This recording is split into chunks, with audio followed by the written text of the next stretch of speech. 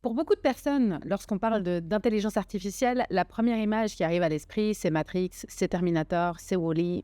Ce sont toutes des images qui sont issues de la culture populaire, de la fiction, des imaginaires qui sont nés dans une espèce de flou depuis les années 50 où le terme intelligence artificielle lui-même est né.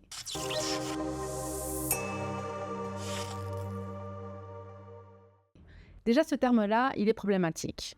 Intelligence artificielle par rapport à quoi? Une intelligence humaine, ok, organique, mais qu'est-ce que l'intelligence? Si vous posez la question à des spécialistes, à des psychologues, déjà ici, vous aurez beaucoup de définitions et c'est un concept très vaste, très flou.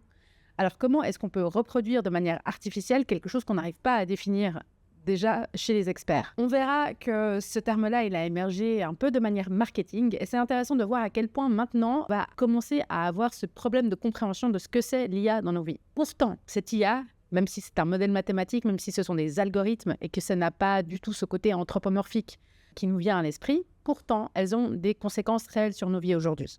Et on n'a pas attendu ChatGPT en novembre 2022 pour avoir de l'intelligence artificielle dans nos vies, pour des choses intéressantes et utiles, par exemple en médecine, mais aussi pour des choses beaucoup plus problématiques. Et donc, il est important aujourd'hui de se faire une idée de ce que c'est, de ce que ça fait, de ce que ça fait pas bien, de ce qu'on essaie de nous faire croire, pour pouvoir prendre des décisions éclairées pour soi, de manière individuelle, mais aussi pour décider de ce qu'on veut faire dans la société dans laquelle on vit. Alors, pour en savoir plus, rejoignez-nous à l'Université populaire de Lausanne le 8 septembre et on va continuer à en discuter.